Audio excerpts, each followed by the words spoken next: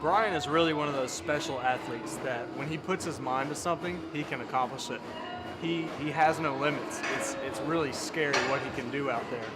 And what we wanted to do was set up a program where we're compensating for his unilateral imbalances so that we can get him back to competing at the ultimate level again. I really wanted to focus on total body movements, like the barbell squat and the overhead press, complexes, so doing exercises one after another continuously, and doing a lot of explosive, powerful movements to get him back to his level of competition. It's hard work, the hours I put into this game. Once I set a goal, I'm giving it my full attention. 2 years ago, Brian was the top young talent in the nation. Winning match after match, Brian had the world in the tips of his golden left hand. Before I was winning off the God-given. Since I met Travis, he's really got me focused on this comeback. Coming back guns blazing. Before the attack, Brian had it all. To be honest, there were times we thought he'd lose himself. One unfortunate night, Brian was thick in an unsanctioned underground tournament. Often he'd show up at my place with a suitcase full of cash, a thick aroma of liquor, and like 4 women behind him. Not my proudest moments, but at the time, the big hauls were found at the unsanctioned games. After cruising through his first few matches, Brian was well on his way to another profitable night. Now I got pulled in. I was making 100 G's a weekend, but it wasn't just the money. It was the respect. It was the reputation I had. And I was blinded by it all.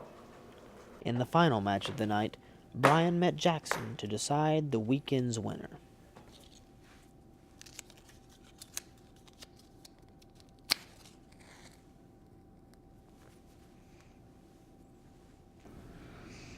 At the time, Jackson was the top-ranked player in the world. Yet that fateful night, Brian was on his game. I was hot, even for me. I skunked Jackson 3 straight times. You bet I was talking shit. And I guess it was a combination of me beating him, talking junk, his girl trying to go home with me. I guess he just snapped. What happened next is a matter of conjecture, seeing as few people will even admit the existence of these underground tournaments. What is clear is that sometime during the night, Brian suffered a serious injury to his left hand. I got a call from the hospital. It scared me half to death. I thought he'd OD'd or something.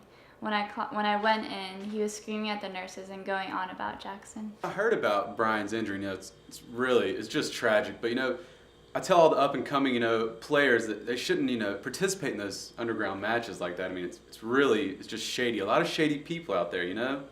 And he's a fucking coward. You mean Jackson? You know damn well who I mean.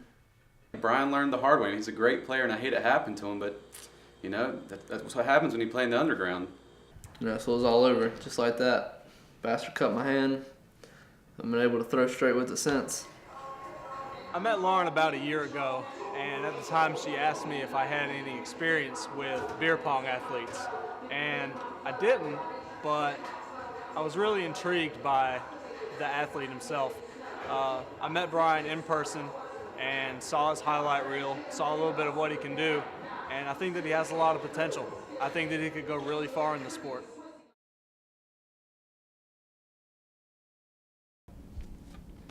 So, are you ready for this tournament?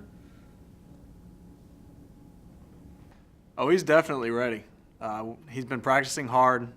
He's dedicated, and I think that once he starts competing, he's going to have that old swagger back, and we're going to see some amazing things from him.